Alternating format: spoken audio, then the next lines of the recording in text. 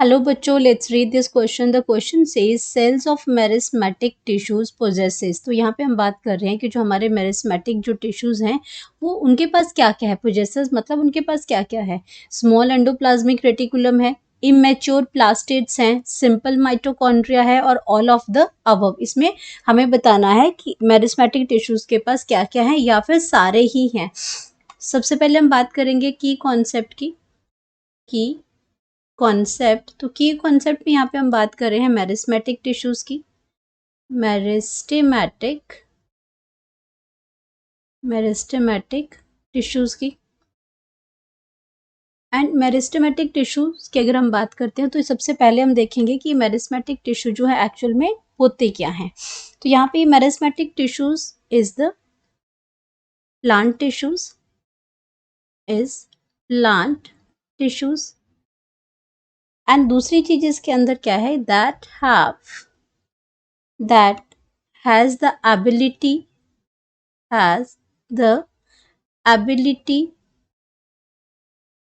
Ability किस चीज की है, टू डिवाइड द सेल्स। यहाँ पे आपका क्या है, ability to divide the cell,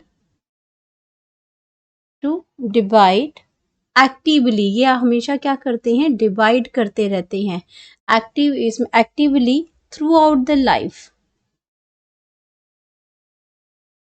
through out the life.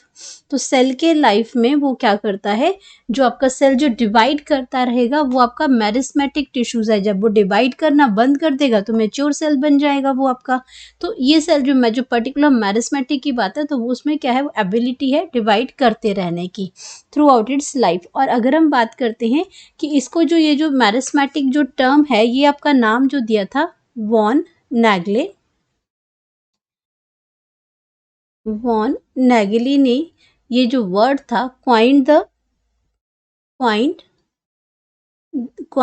Term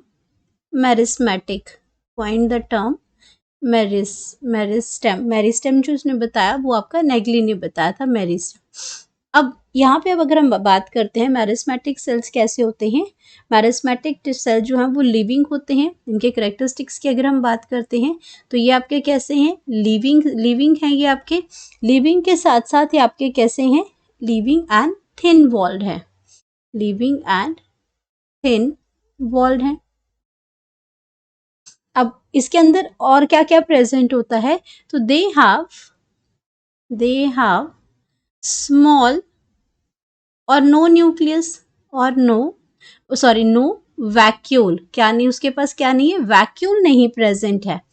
vacuole जो है वो नहीं प्रेजेंट है, क्यों, क्योंकि उसका काम सेल डिवीजन है, वो स्टोरेज ऑर्गेनली नहीं है। तो वो स्टोरेज का काम नहीं, डिवीजन का काम है उसका। तो दे हैव स्मॉल और नो वैक्यूल्स। अब वैक्यूल उसके अंदर प्रेजेंट नहीं है, but they have large prominent nucleus उसके अंदर होता है। दे हैव लार्ज और साथ में प्रोमिनेंट न्यूक्लियस है,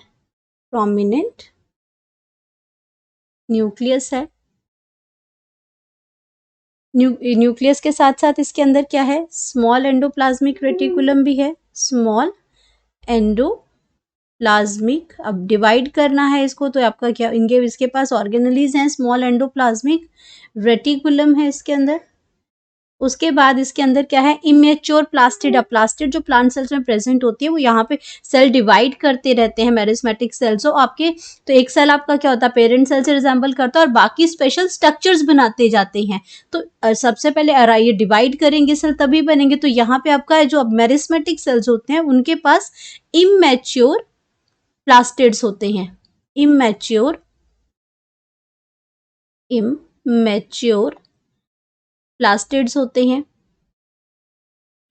होते हैं और उनको हम कहते हैं प्रोप्लास्टिड्स कहते हैं उसमें।